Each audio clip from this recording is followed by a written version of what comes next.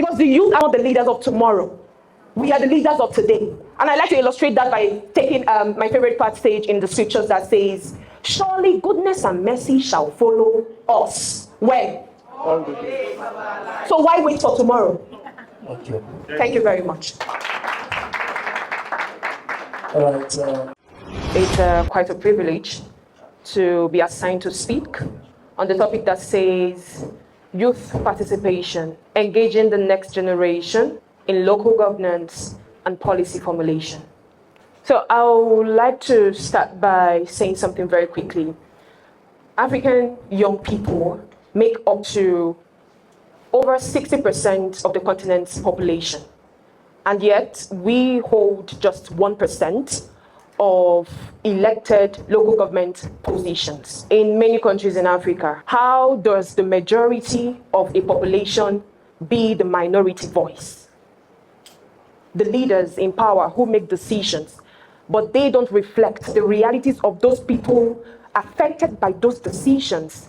It means policies has failed. And this policy failed not because these leaders are bad people, no. The policy failed because they are making decisions for a reality they are not close enough to.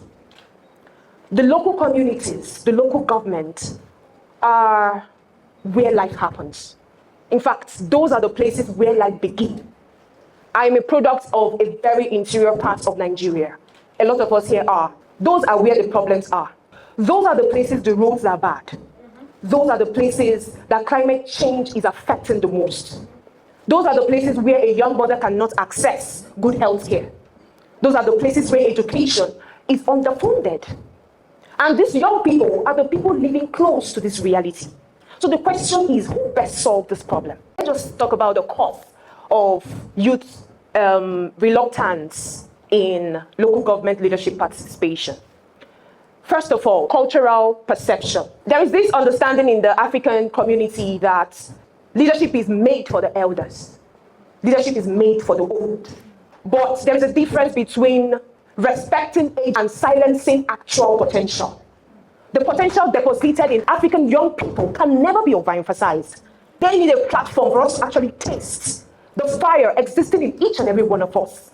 A lot of young people don't know how government works. A lot of us don't know how leadership works. We were taught civic education in secondary school. But you know the thing, civic education when I was in school was theory. That is not preparation for the future if you ask me. So what we should do is to teach how governance work. This is how you're supposed to contest for this position. This is your right to questioning certain things your leaders do.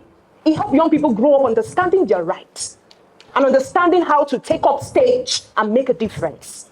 African Union Agenda 2063 explicitly identify young people as the part and parcel of the continent's development and call for our meaningful participation in government, peace and development. But in a situation where, because the African Union Agenda 2063 was not a sole conversation or a sole suggestion, it was a unifying decision. And every government in Africa signs to that decision.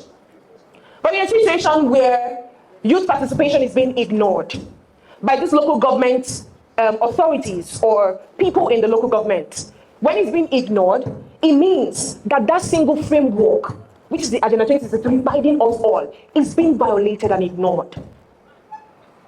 And I would like to say to every mayor, every leader, everybody occupying an office in this room, if we must beat our chest and say we have done the job, that we must be able to boldly call for youth inclusion, practically, not for state speeches. Practically. That is the only way we can move forward. Because this is not charity, this is compliance. And I would like to say that being the Vice President of the African Union Youth Club, I wasn't called and handed the position. It is because I refused to wait for permission to contribute to the growth of my community, my environment, the people, women, children. Whatever it takes for us to get it right, we will keep doing it until we get it right.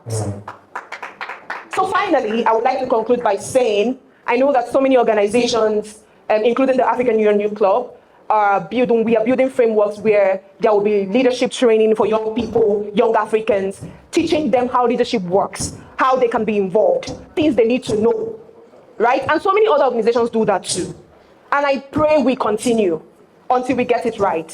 And we should leave here today understanding that the African youth are not asking for permission. We are not asking for a favor. We are just asking the people in power to please partner with us. It is not about whether we are ready. The question is, are you ready to work alongside with us